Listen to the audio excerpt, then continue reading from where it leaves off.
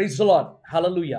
సర్వశక్తిమంతుడు సర్వాధికారి అయినటువంటి ప్రభు యేసుక్రీస్తు నామమందు మీకందరికీ శుభములను నేను తెలియజేస్తుంటున్నాను. ఈ యొక్క Joseph Prasanna Kumar YouTube channel ద్వారా ప్రభు మీతో ప్రతిరోజు ఉదయం 6 గంటలకి ఆయన మాట్లాడుతున్నటువంటి సందేశములను బట్టి, ఆయన ద్వారా మరి ఆ సందేశముల ద్వారా మీరు బలపరచబడుతున్నటువంటి విధానమును బట్టి ప్రభు యందు నేను ఎంతగానో సంతోషిస్తున్నాను, ఆనందిస్తుంటున్నాను. మీరు అందిస్తున్నటువంటి సాక్ష్యములు చాలా ప్రోత్సాహకరంగా ఉంటున్నాయి దేవుని బిడ్డలారా. అందును బట్టి సమస్త మహిమ ఘనత ప్రభావములు యేసయ్య నామమునికే కలుగును గాక. ఆమేన్. మరి దేవుని యొక్క వాక్యంలోనికి వెళ్ళక ముందు ఈ యొక్క జోసెఫ్ ప్రసన్న కుమార్ యూట్యూబ్ ఛానల్ని ఎవరైతే ఇంతవరకు సబ్స్క్రైబ్ చేయలేదో మీరు వెంటనే సబ్స్క్రైబ్ చేయండి. మరి నోటిఫికేషన్స్ పైన మీరు క్లిక్ చేయవలసిందిగా నేను కోరుతుంటున్నాను. ఈ ఛానల్ ద్వారా ప్రతిరోజు దేవుడు అనేక మందితో మాట్లాడుతుంటున్నారు దేవుని బిడ్డలారా. ఈరోజు దేవుడు మనతో మాట్లాడబోయేటువంటి సందేశం ఏంటంటే, శ్రమల ద్వారా కూడా మేలులు అనేటువంటి ఉంటాయా, లేదా ఒక వ్యక్తి జీవితంలో శ్రమ పొందినట్లయితే మేలులు ఏ విధంగా ఉంటాయి అనేటువంటి సందేశం ద్వారా దేవుడు ప్రతి ఒక్కరితో మరి మాట్లాడబోతుంటున్నాడు. శ్రమలు అంటే ఏ ఒక్కరు కూడా ఇష్టపడారండి, అవునా? అయితే బైబిల్ ఏం చెప్తుంది? చాలా మంది జీవితంలో మరి చూసినట్లయితే శ్రమల గుండా వెళ్ళేటువంటి వారుగా ఉన్నారు, కృంగుదల దిశగా వెళ్ళేటువంటి వాళ్ళుగా ఉంటున్నారు, లేదా వారి జీవితంలో నిరుత్సాహము ప్రియమైనటువంటి వాళ్ళ. అయితే శ్రమల ద్వారా కూడా మేలులు ఏ విధంగా పొందుకుంటారు, ఒక వ్యక్తి జీవితంలో ఆ యొక్క మార్గము అనేటువంటిది ఏ విధంగా సరిచేయబడుతుంది? దేవుని వాక్యంలో చూసినట్లయితే కీర్తనల గ్రంథము 119వ కీర్తన 71వ వచనంలో, నేను నీ కట్టడలను నేర్చుకొనున్నట్లు శ్రమ నుండి యుండుట నాకు మేలాయను. ప్రియమైనటువంటి వాళ్ళరా, ఈ భాగంలో చూసినట్లయితే కీర్తనకారుడు ఒక చక్కటి మాట అంటున్నాడు. ఏమంటున్నాడండి? నేను నీ కట్టడలను నేర్చుకొనున్నట్లుగా శ్రమ పొంది యుండుట, లేదా శ్రమ నుండి యుండుట నాకు మేలాయను. వ్యక్తిగతంగా చెప్తుంటున్నాడండి, శ్రమ నుండి యుండుట నాకు మేలాయను. ఏంటి దేవుని బిడ్డలారా, శ్రమ అంటే ఏ ఒక్కరు కూడా ఇష్టపడరండి, కష్టములు అంటే ఏ ఒక్కరు కూడా ఇష్టపడరు. నాకు అనిపించింది, ఒకవేళ కీర్తనకారుడు ఈ విధంగా నిండొచ్చు, ఆనందము కలిగి ఉండుట నాకు మేలాయను, అవునండి, లేదా ఈ ఆశీర్వాదములు కలిగి ఉండుట నాకు మేలాయను, లేదా దేవుని బిడ్డలారా ఒకవేళ డబ్బు కలిగి ఉండుట నాకు మేలాయను, సంపద కలిగి ఉండుట నాకు మేలాయను. అయితే ఈ భాగము చూసినప్పుడు నాకు ఆశ్చర్యం కలిగించింది, శ్రమ నుండి ఉండుట నాకు మేలాయను. ఇది ఎక్కడి మాట దేవుని బిడ్డలారా? కీర్తనకారుడు ఎందుకు ఈ మాట పలుకుతుంటున్నాడు? అదే వచనంలో చూసినట్లయితే, నేను నీ కట్టడలను నేర్చుకొనున్నట్లుగా అంటే అర్థం ఏంటి దేవుని బిడ్డలారా? నీ వాక్యము నేను నేర్చుకొనున్నట్లుగా. మరి జీవిత పోరాటములలో దేవుని యొక్క వాక్యము నేర్చుకొనున్నట్లుగా కీర్తనకారుడు అంటున్నాడు, శ్రమ కలిగి ఉండడం మేలు, ఎంతో మేలు అనేటువంటి మాట దేవుని బిడ్డలారా. చాలా మంది జీవితంలో మనం చూస్తూ ఉంటామండి, శ్రమ కలగక మునుపు ఒకలాగా ఉంటారు, శ్రమ కలిగిన తర్వాత ఒకలాగా ఉంటారు. అదే కీర్తనలో చూద్దామా ఒకసారి. కీర్తనల గ్రంథం 119వ కీర్తన 67వ వచనము, శ్రమ కలుగక మునుపు నేను త్రోవ విడిచితిని, ఇప్పుడు నీ వాక్యమును అనుసరించి నడుచుకొనుచున్నాను. హల్లెలూయా. ఎంత గొప్ప మాట దేవుని బిడ్డలారా. శ్రమ కలుగక మునుపు నేను త్రోవ విడిచితిని, అది ఒక దశ అండి. అయితే రెండవ దశ ఏంటంట, ఇప్పుడు అంటున్నాడు. ఆ మాట చూడండి, అంటే శ్రమ కలిగిన తర్వాత, శ్రమ కలగక ముందు నేను త్రోవ విడిచాను. అనేక మంది జీవితంలో ఇదే దేవుని బిడ్డలారా, అన్నీ బాగుంటాయి, దేవునికి దూరం అయిపోతారు. అన్నీ మంచిగా జరుగుతున్నప్పుడు దేవుడు గుర్తుకురాడు, ప్రార్థన అంటే మర్చిపోతారు, వాక్యము చదవడానికి ఆసక్తి చూపించారు. అందుకే కీర్తనకారుడు అంటున్నాడు, శ్రమ కలగక ముందు నేను త్రోవ విడిచాను, ఐ లెఫ్ట్ ద వేస్, నేను త్రోవ విడిచాను. ఇప్పుడు ఎప్పుడంట? శ్రమ కలిగిన తర్వాత. కీర్తనకారుడు అంటున్నాడు, నీ వాక్యమును అనుసరించి నడుచుకొనుచున్నాను. ప్రియమైనటువంటి వాళ్ళ, దేవుని వాక్యము అనుసరించడానికి కీర్తనకారుని జీవితంలో శ్రమలు వచ్చాయండి. దేవుని యొక్క వాక్యమును అనుసరించడానికి, దేవుని వాక్యమును నడవడానికి ఈ కీర్తనకారుని జీవితంలో మీరు చూసినట్లయితే అతడు అంటున్నాడు, శ్రమ is good for me, tribulations, sometime tribulations are good for me. శ్రమలు నా జీవితంలో నాకు మేలులు కలగజేస్తున్నాయి. ఏంటంట? దేవుని వాక్యము ద్వారా. ప్రియమైనటువంటి వాళ్ళారా, చాలా మందిని నేను చూస్తుంటాను, శ్రమ కలిగినప్పుడు ఎంతగానో ప్రార్థన చేస్తారండి, అవునా? ఫర్ ఎగ్జాంపుల్, మన కుటుంబంలో ఎవరికైనా రోగశయం మీద ఉంటారు, మన బంధువులు ఎవరికైనా ఈ సమస్య ఉంటుంది, లేదా మనం ఎంతో ప్రేమించినటువంటి ఒకవేళ మన వారికి ఏదైనా ఒక కష్టము, మరణకరమైన వ్యాధి, లేదా మన జీవితంలో కష్టం వచ్చినప్పుడు ఇక అన్ని దారులు మూయబడి ఉన్నాయి అన్నప్పుడు అప్పుడు దేవుడు గుర్తొస్తాడు, అప్పుడు వాక్యము గుర్తొస్తుంది. అప్పుడు ఒక తీర్మానం చేసుకుంటారు, ప్రభా ఈ సమస్య నుంచి నన్ను బయటికి తీసుకొస్తే, ఈ శ్రమ నుంచి నీవు నన్ను బయటికి తీసుకొస్తే, ఇదిగో నేను ఇన్నిసార్లు ప్రార్థన చేస్తాను, లేదా ఇంతగా వాక్యము చదువుతాను, ఈ విధంగా నీ కొరకు జీవిస్తాను. చాలా మంది యవనస్తులను చూస్తుంటాను దేవుని బిడ్డలారా, ఇటువంటి తీర్మానాలు తీసుకుంటారు. కారణము శ్రమలు. దేవుని బిడ్డలారా, ఈరోజు దేవుడు మనతో మాట్లాడుతున్నాడు. మన జీవితంలో మేలు అంటే ఏంటో తెలుసా దేవుని బిడ్డలారా? when you obey unto the word of God, దేవుని వాక్యమును నువ్వు ఆచరించినప్పుడు, విధేయులుగా నువ్వు ఉన్నప్పుడు, వాక్యానుసారమైన జీవితము నువ్వు జీవించాలి, లేదా వాక్యమును అనుసరించాలంటే కీర్తనాకారుడు అంటున్నాడు, సమ్ టైమ్స్ శ్రమ కలిగి ఉండుట నాకు మేలాయను అంటున్నాడు దేవుని బిడ్డలారా. ఇంకా రెండవ భాగంలోనికి వస్తామా?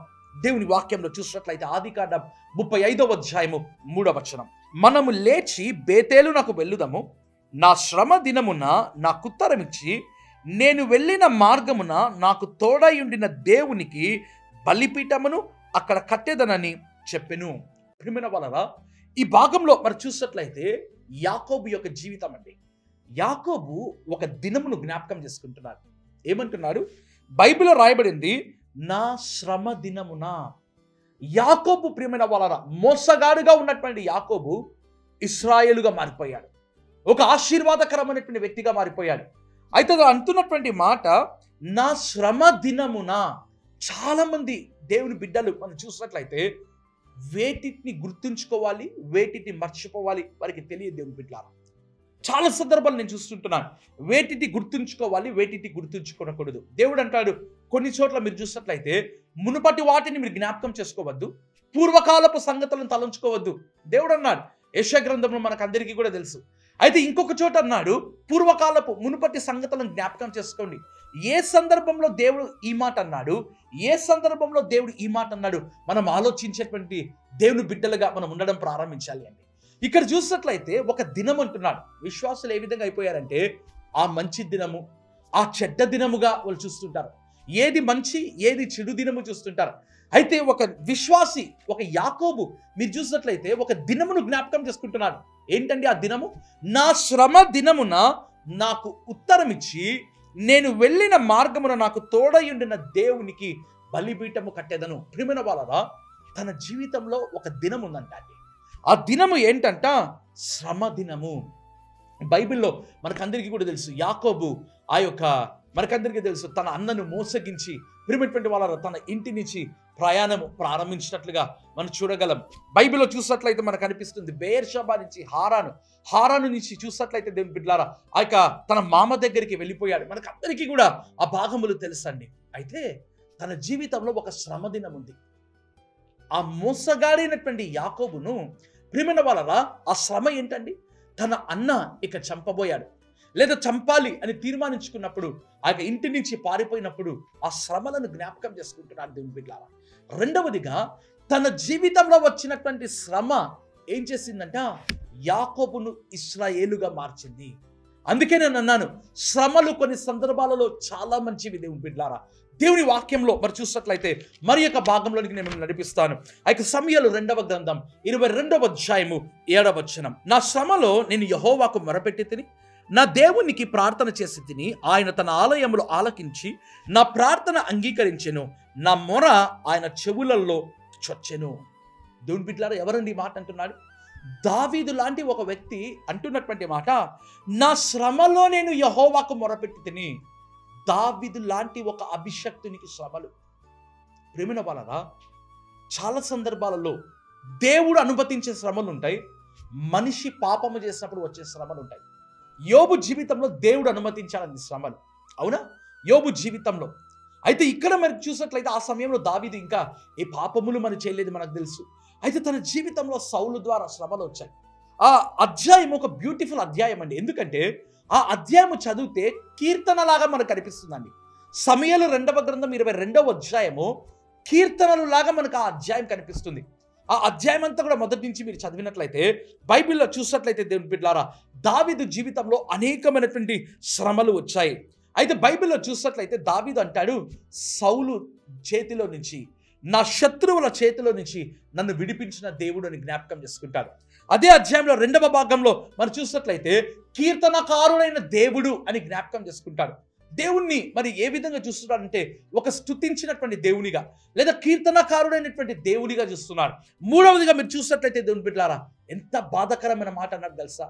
when the waves of death encompassed me, ఆ యొక్క మృత్యువు, ఆ యొక్క అలలు నన్ను చుట్టుముట్టినప్పుడు, when the waves of death compassed me, ఎప్పుడైతే ఆ యొక్క మృత్యువు యొక్క అలలు నన్ను చుట్టుముట్టాయో, ఫ్లడ్స్ ఆఫ్ అన్గాడ్లీ మెన్, ఆ యొక్క బైబిల్లో చూసినట్లయితే ఆ యొక్క రాయబడినటువంటి మాట, వరద వలె ఆ యొక్క శత్రువులు అతని మీదకి వచ్చినప్పుడు నేను భయపడ్డాను. ఆ యొక్క దావీదు అంటున్నటువంటి మాట. నాలుగవదిగా మీరు చూసినట్లయితే దేవుని బిడ్డలారా, ఆ యొక్క పాతాళపు పాశములు, మరణపు ఉరులు నన్ను చుట్టుకొనగను, లేదా అరికట్టగను అనేటువంటి మాట కనిపించడం ప్రారంభిస్తుంది దేవుని బిడ్డలారా. వాటన్నిటిని జ్ఞాపకం చేసుకొని అంటున్నాడు, నా శ్రమలో నేను యెహోవాకు మొరపెట్టి తిని, నా దేవునికి ప్రార్థన చేసి తిని. ఎక్కడంట? తన ఆలయంలో ఆయన తన ప్రార్థన అంగీకరించాడంట. దావీదుకు ఒక అద్భుతమైన అనుభవం. అందుకే దావీదు అంటాడు కదా, దావీదు జీవితంలో రాజుగా ఉన్నాడు. రాజుగా ఉంటే కావాల్సిన సంతోషం ఉంటుందండి, అంతేనండి. తనకి ఏది కావాలంటే జరుగుతుంది. అయితే దావీదు అంటాడు, నాకు రాజకోటలో సంతోషం లేదు, అయితే రాజనగరిలో సంతోషం లేదు. దావీదు జీవితంలో నేర్చుకోవాల్సిన అద్భుతమైన విషయాలలో ఒకటేంటో తెలుసా దేవుని బిడ్డలారా? యెహోవా మందిరమునకు వెళ్ళుదామని జనులు నాతో అనినప్పుడు నేను సంతోషించి తిని. ప్రజలు వచ్చన్నారంట, రాజా let us go to the temple of God, దేవుని ఆలయమునకు వెళ్దాం. అది సంతోషం అంటండి దావీదు. రాజకోట కంటే, రాజనగరి కంటే దావీదుకి సంతోషం ఎక్కడంట? దేవుని ఆలయములో. అందుకే ఇక్కడ చూసినట్లయితే దావీదుకు శ్రమలు వస్తే దావీదు ఎక్కడికి వెళ్తాడంట? ఆలయంలోనికి వెళ్ళి దేవునికి మొర్ర పెడతాడంట.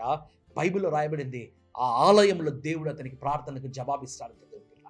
శ్రమ ఏం చేస్తుందో తెలుసా? నేను ఒక ప్రార్థన పరునిగా చేస్తున్నాను. మొదటిగా చూసాం, శ్రమ నేనేం చేస్తుందో తెలుసా? దేవుని వాక్యమును అనుసరించేటువంటి వ్యక్తిగా చేస్తుంది. శ్రమ ఏం చేస్తుందంటే ఆయన కట్టలను నేర్చుకున్నట్టుగా చేస్తుంది. శ్రమ ఏం చేస్తుందంటే ప్రియమైన వారరా, ప్రార్థనకు జవాబు వచ్చేటట్లుగా, లేదా నిన్ను ప్రార్థన పరునిగా ఆ శ్రమను మార్చడం ప్రారంభిస్తుందండి. చివరిగా ఒక భాగం చెప్పి నేను ముగిస్తాను. దినవృత్తాంతముల 2వ గ్రంథం 20వ అధ్యాయము 12వ వచనం. నా దేవా, వారికి తీర్పు తీర్చవా? మా మీదికి వచ్చు ఈ గొప్ప సైన్యముతో యుద్ధము చేయుటకు మాకు శక్తి చాలదు, ఏమి చేయాలో తోచదు, నీవే మాకు దిక్కు. ప్రియమైనటువంటి వాళ్ళరా, దేశమే ఒక ప్రార్థన దేశముగా మారిపోయిందా? ఒక వ్యక్తి ప్రార్థన పరుడిగా మారడం వేరు, దేశంలో ఉండే లక్షల మంది ఒకే రోజు ప్రార్థన పరుడుగా మారడం వేరు. ఆ అధ్యాయం చూస్తే మనకు అర్థమవుతుంది. యెహోషాపాతు రాజుగా ఉన్నాడు.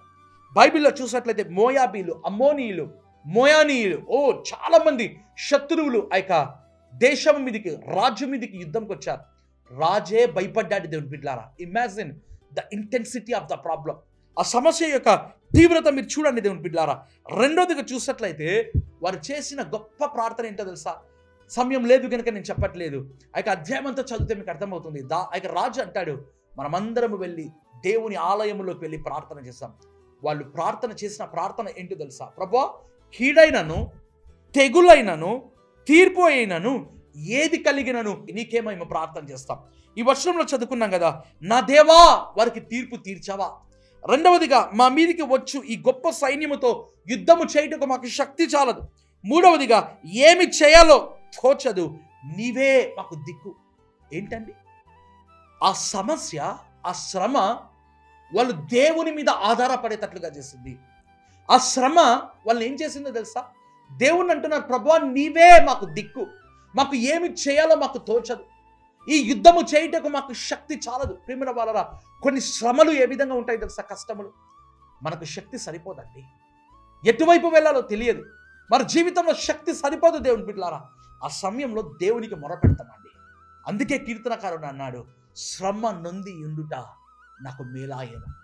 Sometimes tribulations are good. శ్రమలు మంచివి దేవుని బిడ్డలారా. మొదటి భాగం చూసాము, కీర్తనకారుడు అన్నాడు, నేను నీ కట్టడలను అనుసరించినట్లుగా శ్రమ నుండి నాకు మేలాయను. రెండవదిగా అన్నాడు, శ్రమం కలగక మునుపు నేను త్రోవ విడిచాను, అయితే ఇప్పుడు నీ వాక్యమును అనుసరించి నేను నడుచుకొని వచ్చినాను.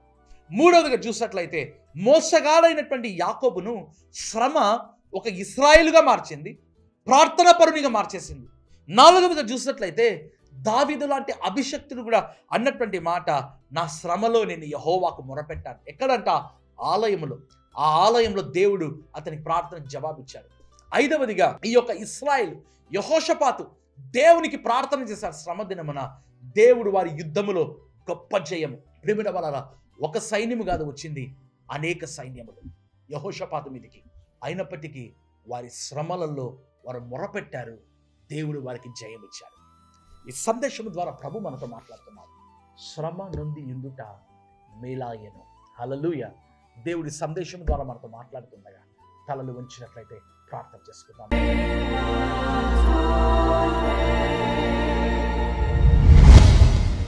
ప్రేమగల తండ్రి, కృపగల దేవ, దయగలిగిన మా ప్రభువా, తండ్రి శ్రమ నుండి నిండుట మాకు మేలాయను అనే సందేశం ద్వారా మీరు మాతో మాట్లాడారు. నీకు స్తోత్రం.